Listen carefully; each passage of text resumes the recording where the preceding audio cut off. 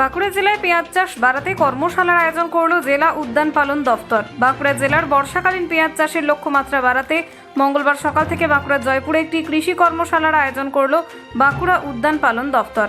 এই কর্মশালায় প্রায় শতাধিক পেঁয়াজ চাষি অংশগ্রহণ করে। শুধু পেঁয়াজ চাষ নয়, একই সঙ্গে উদ্যান পালন দপ্তরের পক্ষ থেকে সারা বছরই বিভিন্ন প্রজাতির উন্নত ফলনশীল বীজের যোগদান দেওয়া হয়, সেই বিষয়ে আলোকপাত করলেন জেলা উদ্যান পালন দপ্তরের আধিকারিকরা। শুধুমাত্র পেঁয়াজ চাষ করতে উদ্যান পালন দপ্তরের আধিকারিকরা যা নির্দেশিকা দেবে সেই নির্দেশিকা মেনে চললেই ভালো ফলন হতে পারে বলে মনে করছেন তারা। উদ্যান পালন দপ্তরের একাধিক আধিকারিক ছাড়াও সেখানে উপস্থিত ছিলেন বাঁকুড়া জেলা পরিষদ সদস্য শুভাশিস বটব্যাল, মন্ত্রী জ্যোৎস্না মান্ডি, জেলা পরিষদ সভাপতি অনুসুয়া রায় সহ একাধিক জনপ্রতিনিধিরা।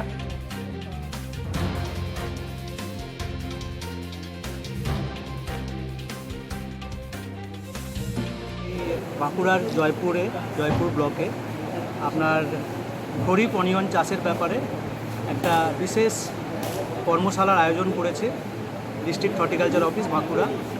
জয়পুরের চাষিরা যাতে খরিফ অনিয়ন অর্থাৎ আপনার পেঁয়াজ চাষ, বর্ষাকালীন পেঁয়াজ চাষে যাতে উদ্বুদ্ধ হয় এবং যাতে এই চাষের উপযোগিতা এবং কিভাবে চাষ করা যেতে পারে এবং কী লাভ আছে এই পেঁয়াজ চাষ করলে সেই ব্যাপারে আলোচনা হবে এবং চাষিদের মধ্যে পেঁয়াজের বীজও বিতরণ করা হবে আমাদের হর্টিকালচার দপ্তরের তরফ থেকে।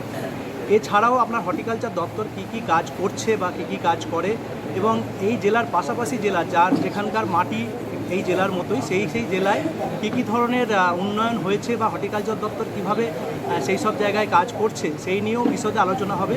যেমন আপনার বেলদায়, আপনার পশ্চিম মেদিনীপুরে বেলদায় সেখানে কিন্তু পলি হাউসের মধ্যে আপনার অর্কিড চাষ হচ্ছে এবং আমরা একটা জায়গায় গিয়েছিলাম যেখানে 23,000 বর্গ মিটার জায়গা জুড়ে একজন উন্নতশীল চাষি সে কিন্তু আপনার অর্কিড চাষ করছে এবং সেই ফুল কিন্তু বাইরে এক্সপোর্ট হয়ে যাচ্ছে এবং সেখান থেকে সে কিন্তু প্রচুর আয় করছে, যেটা কিন্তু এই বাঁকুড়াতেও তারা করতে পারে। কোনো চাষি বা কোনো সমৃদ্ধ চাষি যদি চেষ্টা করে সেও কিন্তু করতে পারে এবং সেই ক্ষেত্রে কিন্তু আমরা যা সাবসিডি বা যে ধরনের সাহায্য দেওয়ার দরকার সেগুলো আমরা কিন্তু দিতে পারি।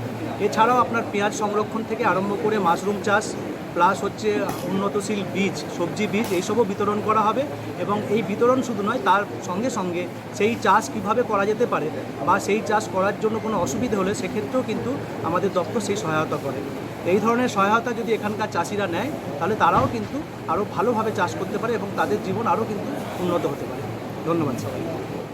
বনরতন রিসোর্টে এখানে একটা মিটিং হলো, প্রশিক্ষণ শিবির কৃষকদের নিয়ে। মূলত আমরা এই বর্ষাকালের সময় পেঁয়াজ চাষের ওপর খুব জোর দিয়েছি। আমাদের মাননীয় মুখ্যমন্ত্রী যে হারে প্রতিনিয়ত সবজির দাম বাড়ছে এবং আলুর দাম বেড়ে চলেছে, পেঁয়াজের দাম বেড়ে চলেছে, তো কৃষকদেরকে আরও বেশি করে স্বাবলম্বী করার জন্যই আমাদের এই মহতী উদ্যোগ।